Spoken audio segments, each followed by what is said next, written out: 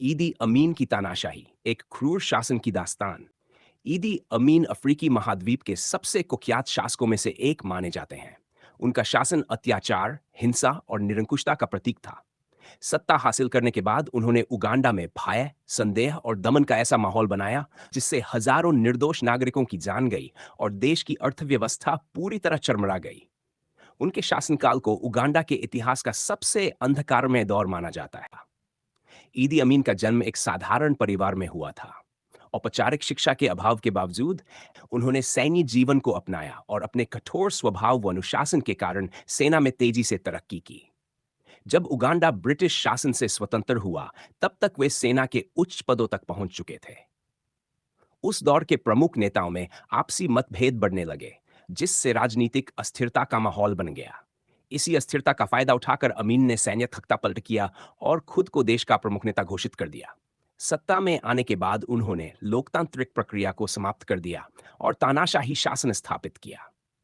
अत्याचार और दमन ने सत्ता पर अपनी पकड़ बनाए रखने के लिए विरोधियों का निर्मदमन किया। वे किसी भी व्यक्ति या समूह को अपने खिलाफ बोलने की इजाजत नहीं देते।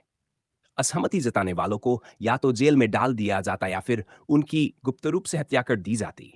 उनके शासन के दौरान हजारों नागरिक लापता हो गए, जिनका कभी कोई पता नहीं चला। पुलिस, सेना और गुप्तचर एजेंसियों को असीमित अधिकार दिए गए, जिससे वे विभिन्न मानेडंग से लोगों को गिरफ्तार कर सकते थे। अक्सर लोगों को बिना किसी मुकदमे के ही मौत की सजा दे दी जाती थी। देश में कानून व्यवस्था नाम की कोई चीज नहीं बची थी। कई बार तो केवल स्नेह के आधार पर भी लोगों को मौत के घाट उतार दिया जाता था। इससे जनता के बीच भय का माहौल फैल गया और लोग अपनी सुरक्षा को लेकर हमेशा चिंतित रहने लगे। सबसे विवादास्पद फैसलों में से एक था देश में बसे भारतीय व्यापारियों और दक्षिण एशियाई समुदाय को बाहर निकालना।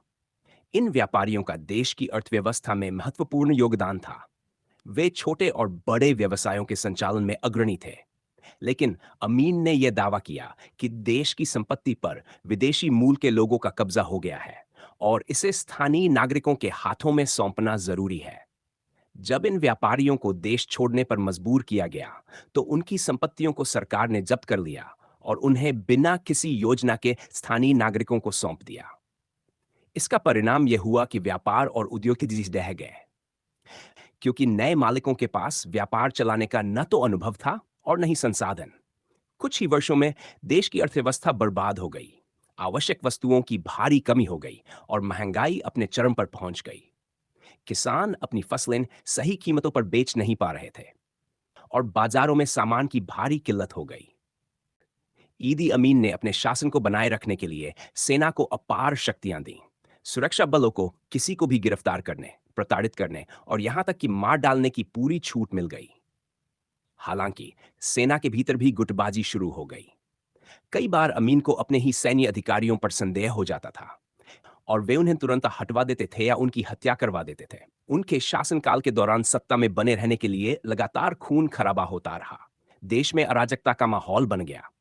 आम नागरिकों को डर था कब उन्हें सेना के गुस्से का शिकार बना लिया जाएगा। बहुत से लोगों ने देश छोड़कर शरणार्थी के रूप में पड़ोसी देशों में शरण ली। ईदी अमीन के शासन का प्रभाव केवल उगांडा तक सीमित नहीं रहा, बल्कि अंतर्राष्ट्रीय स्तर पर भी उनकी नीतियों की आलोचना हुई। कई देशों ने उनके शासन को अमानवीय और अस्वीकार्य करार दिया। उनके विवादित फैसलों और हिंसक नीतियों के कारण पश्चिमी देशों ने उगांडा से अपने आर्थिक और राजनीतिक संबंध तोड़ लिए। इससे देश को और अधिक आर्थिक संकट का सामना करना पड़ा। कुछ देशों ने उनके शासन का समर्थन किया, लेकिन ज्यादातर ने उन्हें एक क्रूरताना शाह के रूप में देखा। उनकी आक्रामक नीतियों और सैन्य हमलों ने पड़ोसी देशों से भी उनके संबंध बिगाड़ दिए। तानाशाही का अंत ईदी अमीन का शासनकाल लंबे समय तक नहीं टिक सका। अंततः उनके द्वारा की गई नीतियों और अत्याचारों का परिणाम यह हुआ कि देश में विद्रोह की लहर उठने लगी। पड़ोसी देशों की सेनाओं और उगांडाई विद्रोहियों ने उनके खिलाफ मोर्चा खोल दिया। अंततः विद्रोहियों ने राजधानी पर कब्जा कर लिया, जिससे अमीन को सत्ता छोड़कर भागना पड़ा। सत्ता से बेदखल होने के बाद वे कई देशों में शरण लेने के लड़के और अंततः एक अरब देश में बस गए। वहीं अपने जीवन के अंतिम दिनों में वे गुमनामी में जीने को मजबूर हो गए। ईदी अमीन की तानाशाही इतिहास में क्रूर शासन के रूप में दर्ज है। उनका शासनकाल दिखाता है कि सत्ता का दुरुपयोग किस तरह एक पूरे देश को विनाश के कगार पर ला सकता है। उन्हें अपने शासनकाल में जो नीतियां हम अपनाई, वे उगांडा के लिए विनाशकारी साबित हुई। हजारों लोगों की जान गई, अर्थव्यवस्था बर्बाद हो गई और देश में भय और अराजकता का माहौल बन गया। हालांकि उनके शासन के बाद उगांडा ने धीरे धीरे सुधार किया और लोकतंत्र की ओर बढ़ा, लेकिन उनकी तानाशाही ने जो घाव छोड़े, वे हमेशा इतिहास में दर्ज रहेंगे। ये पूरी दुनिया के लिए एक सीख है कि सत्ता का गलत इस्तेमाल एक पूरे राष्ट्र को अंधकार में धकेल सकता है।